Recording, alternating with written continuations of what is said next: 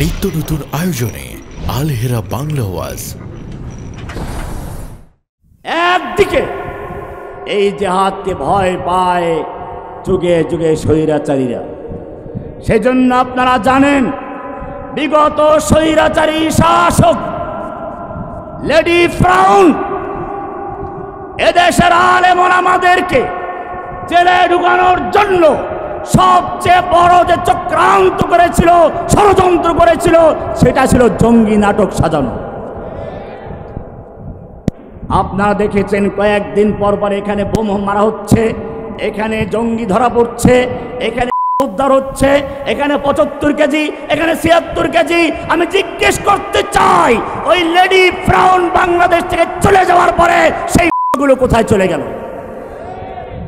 এখন কেন একটা ফাটে না?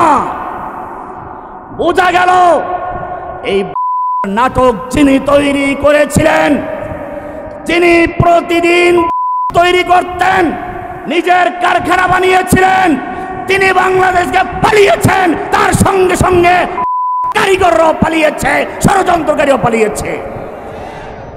বাংলাদেশের মানুষ সহাবস্থান করে, হিন্দু বৌদ্ধ খ্রিস্টান অমুসলিম মুসলিম সব একাকার হয়ে থাকে।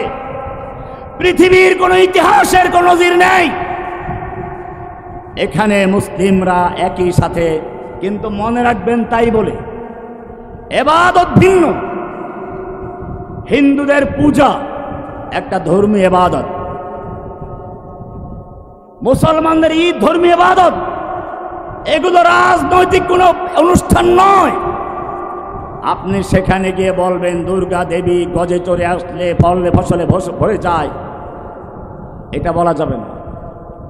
আপনি দেখতে পাচ্ছেন একটা লোক আগুনে পড়ে যাচ্ছে, আপনি বললেন তোমাকে শুভেচ্ছা জানাই, ধন্যবাদ জানাই, আগুনে পড়ো, বলবেন আপনি? মূর্তি পূজা তো তার চেয়ে জঘন্য, সরাসরি আল্লাহর সঙ্গে শিরকে লিপ্ত হওয়া।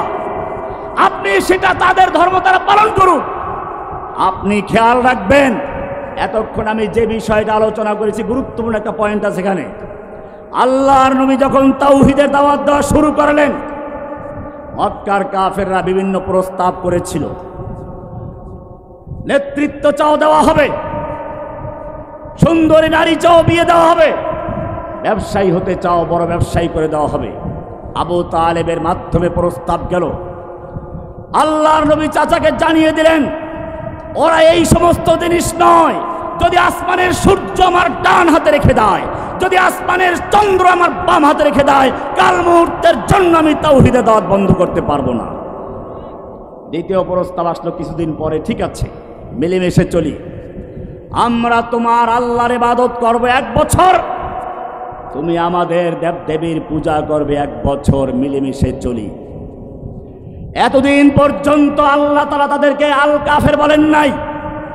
কোরআনের সূরা পড়ুন, ইন্নাল্লাযীনা কাফারু, যারা কুফর করেছে। আমি এতক্ষণ আলোচনা এটাই করেছি, শাব্দিক অর্থে একটা জিনিস আর এসএম ভিন্ন জিনিস। ইন্নাল্লাযীনা কাফারু বলেছে, কাফারু মানে কুফর করেছে। ইসলামে আসতেও পারে এক সময়, কিন্তু যখন নাম হয়ে যায় আল কাফের, তার মানে সিলমোহর লেগে গেছে, এখন আর তারা ফিরে আসবে না। এতদিন পর্যন্ত আল্লাহ আল কাফের বলেন নাই, কিন্তু যখন তারা প্রস্তাব করলো 1 বছর আমরা আপনার ইবাদত আল্লাহর ইবাদত করব, 1 বছর আপনি আমাদের দেবদেবীর ইবাদত করবেন, সঙ্গে সঙ্গে এখন আর নবী উত্তর দিচ্ছেন না। আল্লাহ নবীকে বলছেন কুল, আপনি বলুন আইয়ুহাল কাফিরুন, এই কাফেরের দল, লা আ'বুদু মা তা'বুদুন, আমি যার ইবাদত করি তোরা তার ইবাদত করো না, ওয়ালা আনা আবিদুম মা আবাদতুম, আর তোরা যার ইবাদত করো আমি তার ইবাদতকারী নই। আবুদু মানে করি না, আর লা আবিদুন মানে করব না, করি না, করব না। লাকুম দীনুকুম ওয়ালিয়া দীন, তোদের দিন তোদের, আমার দিন আমার, আমার ধর্ম আমি পালন করব, তোদের কর্ম তোরা পালন করবি, তোদের সঙ্গে আমাদের কোনো সম্পর্ক নেই। পরিষ্কার হয়ে গেল, ইসলাম তার স্বতন্ত্র তাহজিব তামাদ্দুন আছে, দিন আছে। মনে রাখবেন, তাওহীদের ইমাম ইব্রাহিম আলাইহিস সালামকে মূর্তি পূজার দাওয়াত দেওয়া হলো। তিনি যাওয়ার জন্য কৌশল নয়, মূর্তি পূজায় না যাওয়ার কৌশল অবলম্বন করে কোরআন পড়ো। নাজারা নাজরাতান ইলান নুজুম, তারকার দিকে তাকালেন, তারকায় বিশ্বাসী ছিল তারা, কিন্তু উনি তারকার সিদ্ধান্ত নয়, তারকার মালিকের সিদ্ধান্ত নিয়েছেন। এরপরে বলে ইন্নী সাকিম, আমি অসুস্থ। ওরা চলে গেল। আল্লাহর নবী ইব্রাহিম মূর্তি পূজায় না যাওয়ার জন্য কৌশল অবলম্বন করলেন, হিকমা অবলম্বন করলেন। আর তুমি সেই নবীর মিল্লাতের অনুসারী হয়ে মূর্তি পূজায় যাওয়ার জন্য কৌশল অবলম্বন করছো। মনে রেখো, তোমার আগেও অনেক লোক দেশে এমপি হয়েছে হিন্দুদের ভোটে, তারা মূর্তিকে গিয়ে সেলুট জানায় নাই। আল্লামা সাঈদ রহমাতুল্লাহ আলাইহি হিন্দু প্রধান এলাকায় দুইবার এমপি হয়েছেন। মুফতি আক্কাস রহমাতুল্লাহ আলাইহি হিন্দু প্রধান এলাকায় তিনি মন্ত্রী হয়ে ধর্মমন্ত্রী হয়েছিলেন। মাওলানা আব্দুল মান্নান সাহেবের সাথে সময় ধর্মমন্ত্রী ছিলেন, কিন্তু না, তারা কেউই মন্দিরে গিয়ে শুভেচ্ছা জানান দরকার হয় না, হিন্দুরা ভোট দিয়ে তাদেরকে। হিন্দুরাও জানে তাদের এটা ধর্মীয় অনুষ্ঠান। সুতরাং আমি একদিকে আপনাদেরকে বলবো, নিজের ধর্মটাকে ভালো করে শিখুন, অন্যদের সঙ্গে মিলেমিশে চলুন, এটাই সত্য। কিন্তু আপনি অতিরঞ্জন করতে গিয়ে মন্দির গিয়ে একেবারে তাদের সেলুট দিবেন, শুভেচ্ছা জানাবেন, এটা আপনার দিনের জন্য চাই না। আমার উদ্দেশ্য কাউকে খেপানো না, ইসলাহকে আমি শুরুতেই বলেছি, ইন উরিদু ইল্লাল ইসলাহ মাস্তাতাতু, কারণ আমরা সকলেই জেল খেটেছি। আমি বিএনপির অনেক নেতাদের সঙ্গে জেল খেটেছি, জামাতের নেতা সবার সঙ্গে আমার দেখা হয়েছে।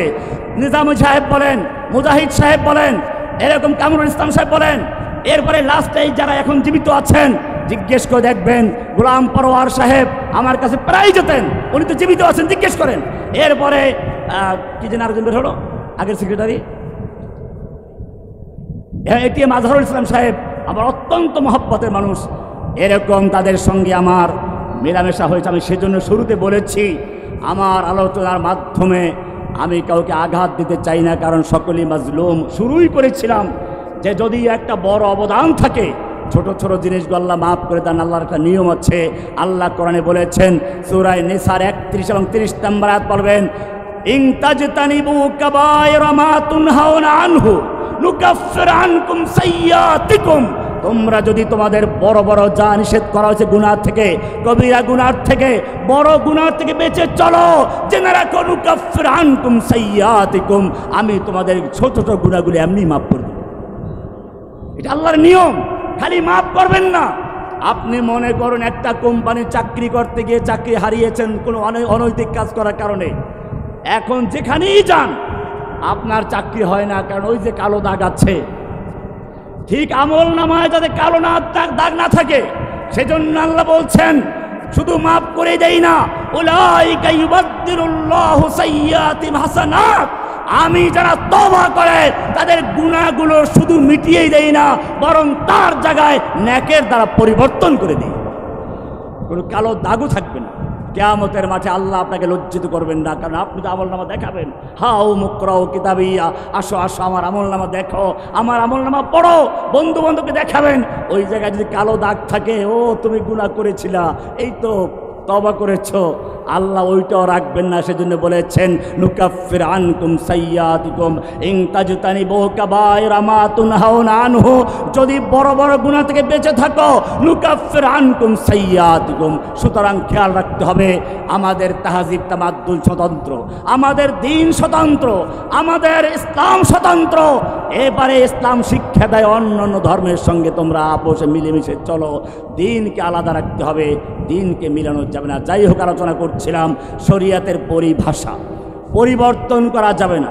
লাকুম দীনুকুম ওয়ালিয়া দিন অর্থ এটাই, লাকুম দীনুকুম মানে এই নয় যে আপনি একসাথে ধর্ম তালগোল করে ফেলবেন, যার যার ধর্ম তার আলাদা। ওমর রাদিয়াল্লাহু তাআলা আনহু আল্লাহর নবীর দরবারে চলে আসলেন তাওরাতের এক খণ্ড নিয়ে, বলছেন ইয়া রাসূলুল্লাহ, আমরা তো তাওরাতের মধ্যে অনেক ভালো কিছু পাই, পাবি তো আসমানি কিতাব না। এই বলে তিনি তাওরাত পড়তে শুরু করলেন। আল্লাহর নবীর চেহারা রাগে ক্ষোভে লাল হয়ে গেল। আবু বকর সিদ্দিক রাদিয়াল্লাহু তাআলা আনহু বলে উঠলেন, ফাকিলাতকা সাওয়াকিলু ইয়া ওমর, ওমর তুই যদি মরে যেতিস, ওমর তুই যদি মরে যেতিস, ওমর তুই যদি মরে যেতিস। ওমর আটকে উঠলেন, কি করলাম, কি করেছি আমি? তুমি কি আল্লাহ নবীর চেহারা দিকে লক্ষ্য করছো না? ওমর আল্লাহর নবীর চেহারার দিকে লক্ষ্য করে বুঝতে পেরেছেন, সঙ্গে সঙ্গে নিজের ঈমানকে নবায়ন করেছেন। বললেন, রাদিতু বিল্লাহি রাব্বাও ওয়া বিল ইসলামি দীনান ওয়া বি মুহাম্মাদিন সাল্লাল্লাহু আলাইহি ওয়াসাল্লাম নাবিয়্যান ওয়া রাসূলা। এরপরে আল্লাহর রাসূল সাল্লাল্লাহু আলাইহি ওয়াসাল্লাম বললেন, ওমর তুমি আমার সামনে তাওরাত নিয়ে এসেছো, জেনে রাখো আল্লাহি লাউ কানা মূসা হাইয়ান, আজকে এই তাওরাত যেই নবী মূসার উপরে নাযিল হয়েছিল, সেই নবী মূসা যদি জীবিত থাকতো, নবুয়তি, আর আমার নবুয়ত কল্পিত, মা ওয়াসিআহু ইল্লা ইত্তিবাই, তাহলে আমার উপর ঈমান আনা ছাড়া, আমার অনুসরণ করা ছাড়া পরকালে মুক্তির কোনো উপায় ছিল না। পরিষ্কার হয়ে গেল আমরা সর্বশেষ নবীর উম্মত। সংসদ ভবনে যারা সংসদে পাশ করে, যারা এমপি হয়, যারা মন্ত্রী হয়, যারা তাদেরকে যেমন শপথ পূরণ হয়, আল্লাহর নবী দুনিয়াতে নবী রাসূলদের পাঠাবার আগে শপথ অনুষ্ঠান করেছেন। কোরআনকে জিজ্ঞেস করো, ওয়াইদ আখাযাল্লাহু মিসাকান নাবিয়্যিনা লামা আতাইতুকুম মিন কিতাবিন ওয়া হিকমা। আল্লাহ তাআলা সমস্ত নবী রাসূলদেরকে একত্র করে বললেন, ও নবী এবং রাসূলের দল শুনে রেখো, তোমরা নবুয়ত প্রাপ্ত হবে, রিসালাত প্রাপ্ত হবে, তোমরা নেতৃত্ব দিবে, কিন্তু জেনে রাখো আমি এই দুনিয়াকে সাজিয়েছি একটা বড় মঞ্চের জন্য। অনেক বক্তা আসবে, লামা আতাইতুকুম মিন কিতাবিন ওয়া হিকমা, তোমাদের কিতাব দিব, হিকমা দিব। সুম্মা জাআকুম রাসূলুম মুসাদ্দিকুল লিমা মাআকুম, অতঃপর তোমাদের কাছে একজন রাসূল আসবেন যিনি তোমাদের পূর্বের কিতাবকে সত্য বলে স্বীকৃতি দিবেন। লামা আতাইতুকুম সুম্মা জাআকুম রাসূলুম মুসাদ্দিকুল লিমা মাআকুম, সর্বশেষ বক্তা আসবে, প্রধান বক্তা আসবে। সেই বক্তা আসার পরে লা তুমিনুন্না বিহি ওয়া লা তানসুরুন্নাহু, তোমাদের বক্তব্য শেষ হয়ে যাবে, তোমাদের নবুয়ত শেষ হয়ে যাবে খানি, এরপরে আর কোনো নবুয়ত চলবে না, কোনো কথা চলবে না, বন্ধ করে দেবা। সেই নবীর প্রতি ঈমান আনবে, লা তুমিনুন্না বিহি ওয়া লা তানসুরুন্নাহু, সেই নবীর প্রতি ঈমান আনবে, সেই নবীকে সাহায্য করবে। এইটা মেনে নিচ্ছ কিনা বলো, স্বীকার করছো কিনা? ক্বালা আকরারতুম, স্বীকৃতি দিচ্ছ, মেনে নিচ্ছ কি? মেনে নিলেই নবুয়ত পাবে, রিসালাত পাবে, নইলে পাবে না। সব নবীরা বললেন ক্বালু আকরারনা, ক্বালু আকরারনা, সকলেই বলল আমরা মেনে নিলাম। ওই নবী গেলে পরে আমাদের আর কিছু থাকবে না। ক্বালা ফাশহাদু ওয়া আনা মাআকুম মিনাশ শাহিদিন। এইবার আল্লাহ বললেন, তাই যদি হয় তাহলে শুনে রেখো, আমিও সাক্ষী রইলাম, তোমরাও সাক্ষী রইলে। বোঝা গেল আমাদের নবী সর্বশেষ নবী মুহাম্মদুর রাসূলুল্লাহ সাল্লাল্লাহু আলাইহি ওয়াসাল্লাম। যেই ব্যক্তি কোরআন মানবে, যে ব্যক্তি কোরআনের আয়াত মানবে, সেই ব্যক্তি বিশ্বাস করতে পারে না নবীর পরে আর কোন নবী আসবে। মাহফিলের মঞ্চে প্রধান বক্তা চলে গেলে মাহফিলের মাইক বন্ধ হয়ে যায়, লাইট নিভে যায়, টেবিল চেয়ার চলে যায়, তারপরে কুত্তা আসে, কুত্তা বিড়াল আসে কিছু উচ্ছিষ্ট খাওয়ার জন্য। ঠিক তেমনি ভাবে নবুয়তের মাহফিল শেষ হয়ে গেছে, এরপরে যদি কোনো ব্যক্তি নবুয়ত দাবি করে, সে ব্যক্তি মাহফিলের নবুয়তের কুকুর হতে পারে, বিড়াল হতে পারে, ইঁদুর হতে পারে, নবী হতে পারে না। কোন নবুয়তের কাছে, নবীর কাছে কোনো প্রমাণ চাওয়াও যায় না।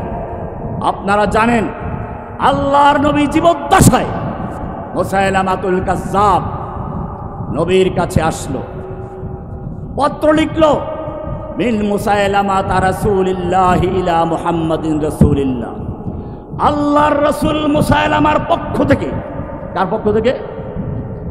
আল্লাহর রাসূল মুসাইলামার পক্ষ থেকে আল্লাহর রাসূল মুহাম্মাদের প্রতি। ফাইন্নী কদ উশরিকতু ফিল আমর, আমাকে আপনার সঙ্গে নবুয়তের কাজে অংশীদার করা হয়েছে। ফানিসফুল আরদি লি ওয়া নিসফুল লাকা, অর্ধ পৃথিবীর নবী আমি, অর্ধ পৃথিবীর নবী আপনি। কিন্তু কুরাইশরা অন্যায় করে, অত্যাচার করে। এই চিঠি পাওয়ার পরে আল্লাহর নবী তাকে জিজ্ঞেস করেছিলেন যে তুমি যে নবী, তার প্রমাণ দাও। প্রমাণ চাইছিলেন, হাদিস পড়ে দেখবেন কোনো প্রমাণ চান নাই, সরাসরি উত্তর লিখলেন, মিন মুহাম্মাদিন রাসূলিল্লাহি ইলা মুসাইলামাতাল কাজ্জাব। আল্লাহর রাসূল মুহাম্মাদের পক্ষ থেকে মিথ্যাবাদী মুসাইলামার প্রতি এভাবে উত্তর লিখলেন। বোঝা গেল আল্লাহর নবীর জীবদ্দশায় যখন এক ব্যক্তি নবুয়ত দাবি করলো, এমনকি আমাদের নবীকে স্বীকার করি সে অর্ধেক অংশের নবী দাবি করেছিল, আল্লাহর নবী তার কাছে কোনো প্রমাণ চান নাই। বোঝা গেল নবীর দুনিয়া থেকে চলে যাওয়ার পরে যদি কোনো ব্যক্তি নবুয়ত দাবি করে তার কাছে প্রমাণ চাওয়া জায়েজ নাই। প্রমাণ চাওয়াও কি হারাম। পরিষ্কার হয়ে গেল। আমি বলছিলাম যে বিষয়টা পরিভাষা, এই গোলাম আহমদ কাদিয়ানী পর্যন্ত যত লোক দুনিয়াতে এসেছে, যত স্বৈরাচার এসেছে, সবাই একটা জিনিসকে ভয় পেয়েছে, জিহাদ। এই কারণে এটার অর্থ পরিবর্তন করেছে। জিহাদ মানে কি? চেষ্টা করা। সেটা কলমের জেহাদ, কথার জেহাদ, ঠিক আছে, শাব্দিক অর্থে ঠিকই আছে, কিন্তু জেহাদ কাকে বলে? হাদিসের সব কিতাবগুলো খুলুন। সালাতের যেমন পরিভাষায় একটা অর্থ আছে, সিয়ামের যেমন পরিভাষাগত অর্থ আছে, ঠিক জেহাদেরও একটা পরিভাষাগত অর্থ আছে। মদিনার অলিতে গলিতে হাইয়া আলাল জিহাদ বললে পরে সাহাবায়ে কেরাম কি বুঝতেন? যেটা বুঝতেন ওটাই জিহাদ। এখনো দুনিয়ার কাফের মুশরিকরা জিহাদ বললে যেটা বুঝে ওইটা জিহাদ। শাব্দিক অর্থ যাই হোক না কেন, জিহাদ হচ্ছে একটা অপারেশন। ভালো করে বুঝুন জিহাদ কি জিনিস। আপনার এখানে একটা ফোড়া হলো, ফোড়া মলম দিল গ্রামের ডাক্তার কবিরাজ, কাজ হয় নাই। এবারে গেলেন মেডিকেল কলেজে, এমবিবিএস ডাক্তার অ্যান্টিবায়োটিক দিলেন, কাজ হচ্ছে না, শুকাচ্ছে না, বলে পরীক্ষা দিলেন, পরীক্ষা করলো, পরীক্ষা করে দেখলো ক্যান্সার হয়ে গেছে। এইবারে ডাক্তার সাহেব বললেন অপারেশন করতে হবে, এখন তোমার হাত এই পর্যন্ত কাটতে হবে, যদি না কাটো তাহলে পুরা শরীরটা ক্যান্সারে নষ্ট হয়ে যাবে, পুরা ছড়িয়ে পড়বে, যাও বাড়ি যাও, 2 লাখ টাকা লাগবে, নিয়ে আসো। লোকটা বাড়ি গেল, গরু বিক্রি করলো, জমি বিক্রি করলো, 2 লাখ টাকা নিয়ে আসলো, হুজুরকেও কিছু মিলাদ পড়াইয়া দোয়া করে টাকা দিয়ে আসলো। এরপরে ডাক্তারকে 2 লাখ টাকা তুলে দিল। ডাক্তার রোগীকে অপারেশন থিয়েটারে নিয়ে গেল, হাতটা কেটে ফেললো। আজ পর্যন্ত কোনো বিবেকবান ব্যক্তি বলে নাই ডাক্তার কেন তার অপারেশন রুমের ভিতরে নিয়ে একটা লোকের অঙ্গহানি ঘটালো, হাত কেটে ফেললো, একটা অঙ্গ কেটে বিচ্ছিন্ন করে ফেললো, কত বড় বর্বরতা। এটা বলেছে কেউ? কেউ বলে নাই। কারণ সবাই জানে, সবাই জানে এই ক্যান্সার যুক্ত অঙ্গ যদি কেটে না ফেলে দেওয়া হয়, এই ক্যান্সার গোটা দেহে ছড়িয়ে পড়ে, গোটা দেহকে নষ্ট করবে। ঠিক তেমনি ভাবে একজন ডাক্তার যেমন একটা দেহকে নিয়ে চিন্তা করে, ইসলাম গোটা পৃথিবীর মানুষকে একটা দেহ সমতুল্য মনে করে। আসুন কোরআন থেকে শুনুন, মানবতার শিক্ষা যারা দাও, ইসলাম থেকে শিখো কোরআন কি বলছে। একটা দেহ, একটা প্রাণের মূল্য কি কোরআন বলছে। মান কাতালা নাফসান বিগাইরি নাফসিন আও ফাসাদিন ফিল আরদ, যদি কোনো ব্যক্তি কোনো একটা নফসকে, একটা মানুষকে, কোনো মুসলমান কাফের বলা হয় নাই, একটা মানুষকে যে হত্যা করলো ফাঁকা অন্যায়ভাবে, অথচ সে কাউকে হত্যা করে নাই, কোনো হাঙ্গামা সৃষ্টি করে নাই, এইরকম অন্যায়ভাবে যে ব্যক্তি একটা মানুষকে হত্যা করলো ফাঁকা আন্নামা কাতালান নাসা জামিয়া, সেজন্য গোটা পৃথিবীর মানবতাকে হত্যা করেছে, গোটা মানবকে হত্যা করেছে। একটা মানুষকে হত্যা করে গোটা দেহকে, গোটা মানুষকে হত্যা করে। এরপরে আয়াত ওয়ামান আহইয়াহা, পক্ষান্তরে একটা মানুষকে যারা অন্যায় হত্যা থেকে বাঁচালো, রাস্তায় সবার সামনে একটা মানুষকে পিটিয়ে মারছে, কেউ ফিরাবার চায় না। কোরআন বলছে ওয়ামান আহইয়াহা, যে ব্যক্তি যারা একটা অন্যায় হত্যার থেকে কোনো মানুষকে বাঁচালো, ফাকান্নামা কাতালান আহইয়ান নাসা জামিয়া, সেজন্য গোটা বিশ্বের মানবতাকে বাঁচালো। গোটা বিশ্বের মানুষ আল্লাহর কাছে একটা দেহের মতো। কোরআন বলছে ইয়া আইয়ুহান নাস ইন্না খালাকনাকুম মিন যাকারিন ওয়া উনসা, হে মানব সকল, আমি তোমাদেরকে একজন পুরুষ একজন নারী থেকে সৃষ্টি করেছি। ওয়াজআলনাকুম শুউবান ওয়া ক্বাবাইলা লিতাআরাফু, আমি তোমাদেরকে বিভিন্ন বড় বড় গোত্র ছোট ছোট গোত্রে বিভক্ত করেছি। লিতাআরাফু, তোমাদের পরিচয়ের জন্য। কিন্তু জেনে রাখো, ইন্না আকরামাকুম ইনদাল্লাহি আতকাকুম, এই মানুষ কেউ সাদা, কে কালো, কে আরবি, কে অনারব, এই সমস্ত দিয়ে আমার কাছে মান নির্ণয় হয় না। ইন্না আকরামাকুম ইনদাল্লাহি আতকাকুম, আমার কাছে তোমাদের মধ্যে সবচেয়ে মুত্তাকি যে, সে আমার কাছে সম্মানিত। কোরআন বলছে এভাবে মানুষকে মূল্যায়ন করেছে। ইসলামকে শিখাতে চাও মানবাধিকার, কোরআন যখন ছিল না তখন নারীকে জীবন্ত কবর দেওয়া হতো। কোরআন আসলো প্রতিবাদ করে বলছে, ওয়াইদাল মাউউদাতু সুইলাত, জীবন্ত যাদের কবর দেওয়া হয়েছিল তাদেরকে কিয়ামতে জিজ্ঞেস করবে, বিআইয়ি যামমিন কুতিলাত, কেন তোমাকে হত্যা করা হয়েছিল। কোরআন যখন ছিল না তখন নারীদের কন্যা সন্তান জন্ম হয়েছে, এই কথা শুনলে চেহারা মলিন হয়ে যেত। কোরআন প্রতিবাদ করে বলছে, ওয়াইদা বুশশিরা আহাদুহুম বিল উনসা যাল্লা ওয়াজহু মুসওয়াদ্দান ওয়া হুয়া কাযীম, কোরআন যখন ছিল না তখন মানুষের মান মর্যাদা ছিল না। মেয়ে লোকদের সম্পদ দেওয়া দূরের কথা, তাদেরকে সম্পদ আকারে বন্টন করে নেওয়া হতো।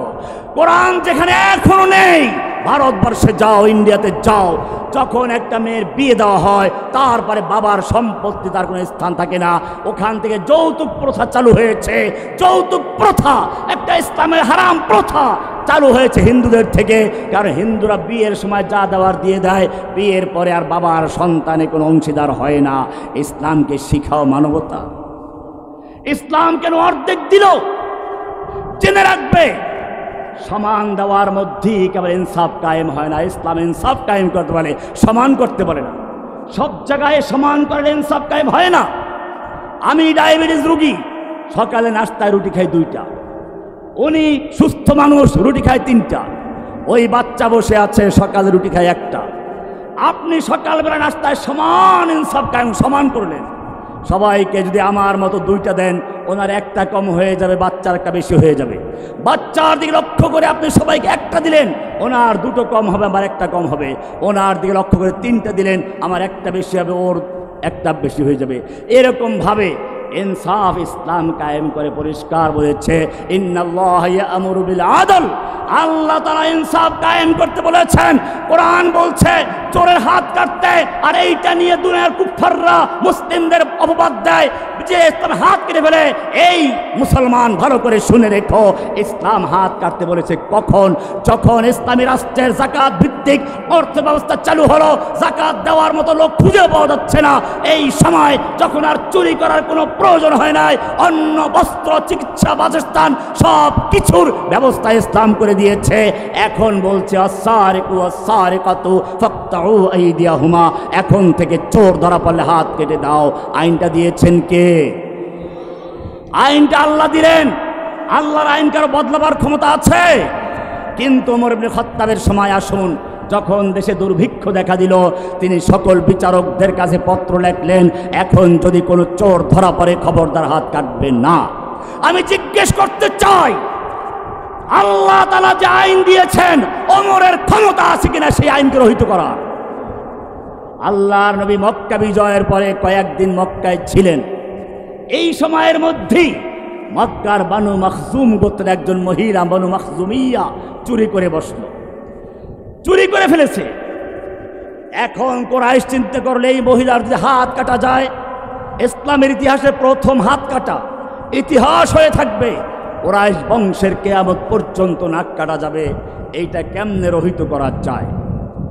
সবাই চিন্তা করলো আল্লাহর নবীর পালক পুত্র যায়েদ, তার পুত্র উসামা, নবীর নাতি, তাকে ধরো। নাতিকে গিয়ে বলল, একটু তুমি নবীর কাছে কানে কানে বলবা, বনু মাখজুম গোত্রের মহিলা চুরি করেছে, হাত কাটা গেলে কুরাইশ বংশের বদনাম হয়ে যাবে। আপনারও তো বড় বংশ, কুরাইশ বংশ, তাছাড়া এই লোকগুলো নতুন মুসলিম হয়েছে, মক্কা বিজয় হলো মাত্র, এখন নতুন মুসলমান হয়েছে, হাত কাটা গেলে ইসলাম ত্যাগ করে মুরতাদ হয়ে যাওয়ার আশঙ্কা আছে, একটু রহিত করা যায় কিনা? আল্লাহর নবীর কাছে যখন উসামা এই প্রস্তাব করলেন, আল্লাহর নবী গর্জে উঠলেন, আতাশফাউ ফি হুদুদিল্লাহ ইয়া উসামা, ওসামা, তুমি আল্লাহর একটা বিধানকে রহিত করার জন্য সুপারিশ করছো। জেনে রাখো, এটাই ছিল যুগে যুগে যখন বড়রা চুরি করতো তখন হাত কাটতো না, গরিবরা করলে হাত কাটতো। কিন্তু জেনে রাখো, আল্লাহি লাউ আন্না ফাতেমা বিনতে মুহাম্মদ সারাকাত, আজকে কুরাইশ বংশের মেয়ে ফাতেমা নয়, যদি আল্লাহর নবী মুহাম্মাদের কলিজার টুকরা ফাতেমা চুরি করত, লাকাতাতু ইয়াদাহা, আল্লাহর বিধান বাস্তবায়ন করতে গিয়ে আমি তার হাত পর্যন্ত কেটে ফেলতাম। কত কঠিন আইন! এই আইন যদি বাস্তবায়ন থাকতো, দেশে চুরি থাকতো। এই আইন কার জন্য ভালো করে বুঝতে হবে, সেটাই বোঝাচ্ছি। ওমর বললেন, এখন যদি কোনো ব্যক্তি চুরি করে তার হাত কাটবে না, দেশে অভাব দেখা দিয়েছে। আমি জিজ্ঞেস করতে চাই, ওমরের এই সাহস আসলো কোত্থেকে? আল্লাহর আইনকে রহিত করা না, ওমর আল্লাহর আইন রহিত করেন নাই, আল্লাহর আইনটাই এভাবে। এজন্য সমস্ত ফুকাহায়ে কেরামদের উসুলের ভিতর আছে আল হুদুদ ওয়াল কিসাসু তানদারিউ বিশুবহাত, ইদরাউল হুদুদ বিশুবহাত। যেখানে সংশয় থাকে সেখানে হদ কায়েম হবে না, সেখানে হাত কাটা যাবে না। যেখানে ক্ষুধা আসে, সন্তান না খেয়ে মারা যাচ্ছে, বাচ্চা না খেয়ে কাতরাচ্ছে, বাবার সহ্য হচ্ছে না, চুরি করে বাচ্চাকে খাইয়েছে, হাত কাটবে না, কারণ এখানে ইসলাম তার ব্যবস্থা করতে পারে নাই। এটার নাম ইসলাম। ইসলাম বলেছে মরার গোশত খাওয়া হারাম, কিন্তু কিতাব খুলে দেখেন কি বলা আছে, ফামানিস্তুররা, যদি কোনো ব্যক্তি মারা যাচ্ছে, এখন হারাম শুকর ছাড়া তার কোনো খাবার নেই, তৃষ্ণায় মারা যাচ্ছে, মদের বোতল ছাড়া কোনো পানি নাই, আল্লাহ বললেন ফামানিস্তুররা, যেই ব্যক্তি বাধ্য হবে, জান বাঁচাবার জন্য প্রয়োজন হবে, তার জন্য বৈধ করে দেওয়া হবে। কতটুকু বৈধ? কতটুকু বৈধ? পেট ভরে খাওয়ার জন্য। কোরআন বলছে গায়রা বাগিন ওয়ালা আদিন, যতটুকু খেলে পরে প্রয়োজন মিটে যায় অতটুকুই বৈধ, প্রয়োজন শেষ আবার হারাম ফিরে এসেছে। এখান থেকে ওলামায়ে কেরাম মুফতিরা যখন দারুল ইফতায় পড়াশোনা করে, এই উসুলগুলো পড়ে, কোরআন থেকে নেওয়া। আদ-দরুরাত তুবিহুল মাহজুরাত, জরুরত প্রয়োজন নিষিদ্ধ জিনিসকে বৈধ করে দেয়। কতটুকু বৈধ করে দেয়? আদ-দরুরাতু তাতাকাদ্দারু বিকদ্রি জরুরত, প্রয়োজনের কারণে যা জায়েজ হয় তা অতটুকুই জায়েজ হয় যতটুকুর দ্বারা প্রয়োজন শেষ হয়ে যায়। ভাইয়েরা আমার, আলোচনা করছিলাম যেভাবে ইসলামের অন্যান্য বিধানগুলো যুক্তিসঙ্গত, বিজ্ঞানসম্মত, ঠিক তেমনিভাবে জিহাদ ইসলামের একটা গুরুত্বপূর্ণ অধ্যায়, বিজ্ঞানসম্মত। এটা হচ্ছে অপারেশন করার জন্য, ক্যান্সারের চিকিৎসা করার জন্য। মানব দেহের ভিতরে যেই সমস্ত ক্যান্সার আসে, ওই ক্যান্সারগুলো চিকিৎসা করতে হয়, নতুবা ওরা গোটা দুনিয়াকে নষ্ট করে দেয়। কোরআন সেজন্য বলেছে অকাতিলুহুম হাত্তা লা তাকুনা ফিতনা, ওদের বিরুদ্ধে কেতাল করে যুদ্ধ করো, হাত্তা লা তাকুনা ফিতনা, যতক্ষণ পর্যন্ত ফিতনা চিরতরে নির্মূল হয়ে না যায়, সন্ত্রাস নির্মূল হয়ে না যায়, যতদিন পর্যন্ত এই বাংলাদেশে এই যে একটা কি ছিল, সোনার সন্তানরা ছিল, ধর্ষণ, চুরি, ডাকাতি করে পুরা সমাজকে নষ্ট করে দিয়েছিল।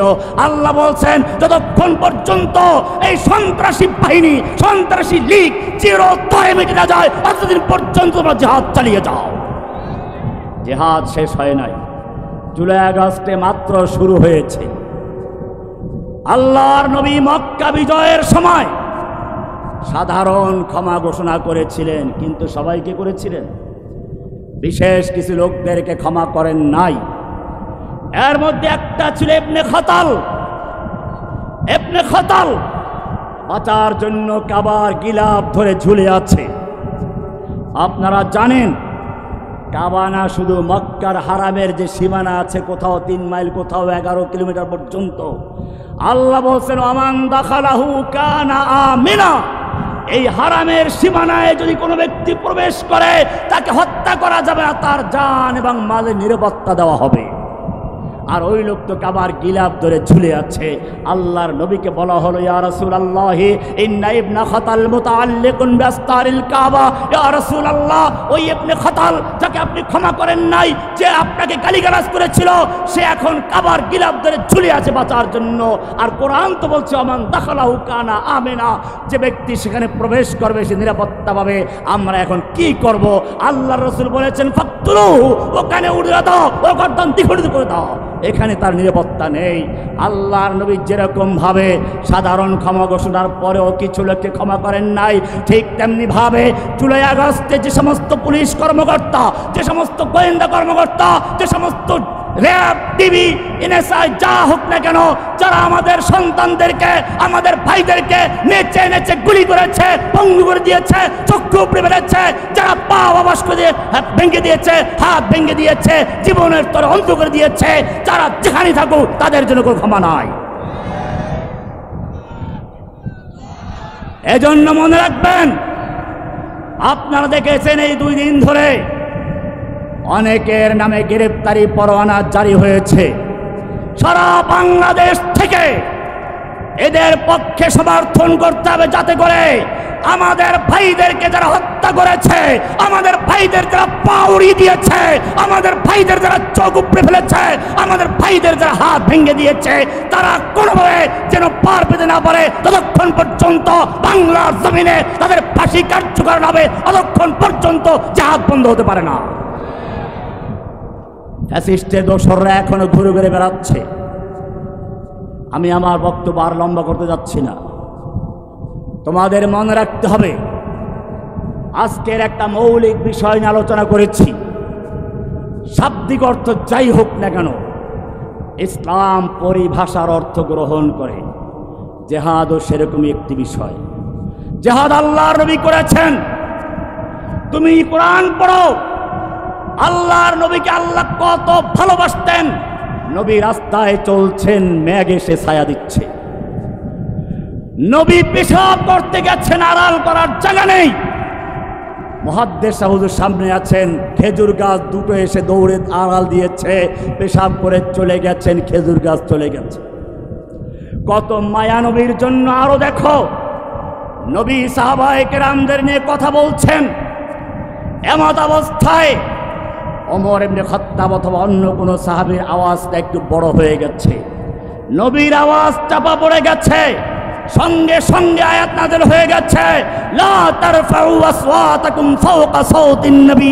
হে ঈমানদারগণ, খবরদার নবীর আওয়াজের জোরে জোরে আওয়াজ করে কথা বলবি না, নবীর আওয়াজের চেয়ে জোরে আওয়াজ করে কথা বলবি না।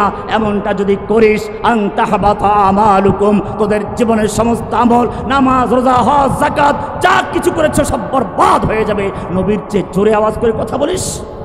কি মায়া নবীর জন্য।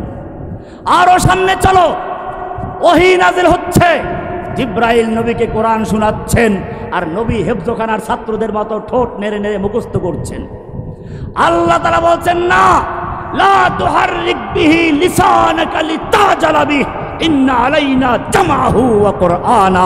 হে নবী, কোরআনকে দ্রুত মুখস্থ করার জন্য আপনার ঠোঁট নাড়াচাড়া করে মুখস্থ করার কোনো প্রয়োজন নেই। ইন্না আলাইনা জামাহু ওয়া কুরআনা, গোটা কোরআনকে নূর বানিয়ে আপনার সিনায় সংরক্ষণ করা, জমা করে দেওয়ার দায়িত্ব আমি আল্লাহ নিজে গ্রহণ করেছি। কি মায়া নবীর জন্য। শুধু এতটুকুই নয়, নবী তাহাজ্জুদ পড়তে উঠবেন, পা ভুলে যাচ্ছে। আল্লাহ বলছেন, ইয়া আইয়ুহাল মুজাম্মিল কুমিল লাইলা ইল্লা কালিলা। হে মুজাম্মিল, রাত্রে জাগরণ করো, তবে কিছুক্ষণ ঘুমাও। নিসফাহু আবিন কুসমিনহু কালিলা, অর্ধেক রাত্রি বা তার চেয়ে একটু কম বা তার চেয়ে একটু বেশি। আউজিদ আলাই। কি মায়া নবীর জন্য। নবী তাহাজ্জুদ পড়তে উঠছেন, বলছেন কিছুক্ষণ ঘুমাও, অর্ধেক বা তার চেয়ে একটু বেশি বা তার চেয়ে একটু কম। তার মানে হচ্ছে তুমি সারা রাত্রে ইবাদত করার দরকার নেই। তুমি যেমন সারা রাত্রে ইবাদত করলে খুশি হও, আমি আল্লাহ তোমাকে কিছুক্ষণ পর্যন্ত ঘুমন্ত দেখতে খুশি হয়ে যাই।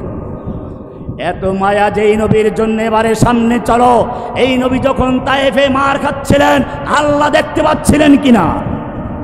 এই নবীকে যখন উহুদের ময়দানে তলোয়ার দিয়ে আঘাত করে লোহার হেলমেট ভেঙ্গে মাথার ভিতরে ঢুকে দেওয়া হলো। গাল ভেঙ্গে দুটো দাঁত পড়ে গেল, লোহার সেই অংশটা গালের ভিতর রয়ে গেল। যুদ্ধ শেষ হয়ে গেছে। একজন সাহাবী কামড় দিয়ে বের করতে গেলেন, তার দুটো দাঁত পড়ে গেল, নবীর মুখটা রক্তে রঞ্জিত হয়ে গেল। তোমার মুখে একটু দাঁতে ব্যথা হলে পাগল হয়ে যাও, নাচতে থাকো ব্যথায়, ডাক্তারের কাছে চলে যাও। আর তোমার নবী যুদ্ধের ময়দানে এমনভাবে আহত হলেন, লোহার টুকরা গাল ভেঙ্গে দাঁতে ঢুকে পড়লো। এত কষ্ট। আমি জিজ্ঞেস করতে চাই, এতক্ষণ পর্যন্ত যে মায়ার কথা বললাম, সে আল্লাহ দেখতে পাচ্ছিলেন কিনা? সে আল্লাহর ফিরাবার ক্ষমতা ছিল কিনা? ফিরাইছিল। কেন ফিরান নাই? ওহো, আল্লাহর সঙ্গে বোধহয় ওই সময় সম্পর্ক নষ্ট হয়ে গেছিল নাকি? আল্লাহ সে উত্তর দিয়েছেন, অদ্দুহা ওয়াল্লাইলি ইযা সাজা মা ওয়াদ্দাআকা রাব্বুকা ওয়া মা ক্বালা। হে নবী, আপনাকে আপনার রব ছেড়েও দেন নাই, আপনার প্রতি অসন্তুষ্ট হন নাই। বলে তাহলে আমাকে এত মারলো, তুমি কেন ফিরাও নাই? তোমার ক্ষমতা ছিল। আল্লাহ জবাব দিয়েছেন, আম হাসিবতুম আন তাদখুলুল জান্নাতা ওয়ালাম্মা ইয়াতিকুম মাসালুল লাযীনা খালাউ মিন ক্বাবলিকুম মাসসাতুমুল বাসাউ ওয়াদ-দাররাউ ওয়াযুলজিলু হাত্তা ইয়াকুলার রাসূলু ওয়াল্লাযীনা আমানু মাআহু মাতা নাসরুল্লাহ। তোমরা কি মনে করেছ তোমাদের কোনো বুজুর্গ, তোমাদের কোনো পীর, তোমাদের কোনো ওলিয়া উলিয়া, তোমাদের কোনো সুফিজি এই কথা বলতে না পারে আমার যুদ্ধ করা দরকার নেই, আমি ফু দিলে সব শেষ হয়ে যাবে? না, তোমার চেয়ে তোমার নবীর বুজুর্গে বেশি ছিল, তাকওয়া বেশি ছিল, আল্লাহর কাছে তার মর্যাদা বেশি ছিল, তাকে যুদ্ধে নামতে হয়েছে, রক্তাক্ত হতে হয়েছে। তুমিও যদি সত্যিকার অর্থে সেই নবীর অনুসারী হয়ে থাকো, নবীর আশেক হয়ে থাকো, নবীর ভালোবাসা তুমি অর্জন করতে চাও, তোমাকে ময়দানে নামতে হবে। আজকে তোমার সেই নবীর উম্মতদেরকে ফিলিস্তিনে মারা হচ্ছে, এমনকি পুরা দুনিয়ার মানবাধিকার কর্মীদের পর্যন্ত তারা ধরে নিয়ে যাচ্ছে মুরগির বাচ্চার মতো। কেউ তাদের পক্ষে করার কেউ নেই, কোনো প্রতিবাদ নেই। এইটা যদি মুসলমান করতো তাহলে কি হতো?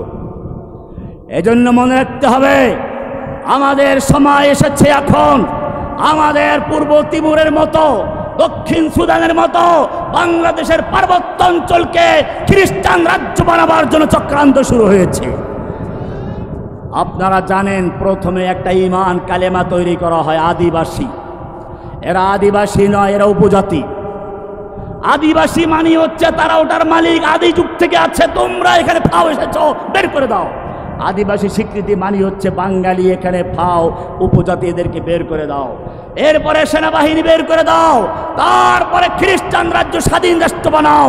এইভাবেই একটা দেশকে বিচ্ছিন্ন করার জন্য আগেও চক্রান্ত হয়েছে, করেছে তারা। বাংলাদেশকে সেই পর্যায়ে নেওয়ার জন্য চক্রান্ত হচ্ছে।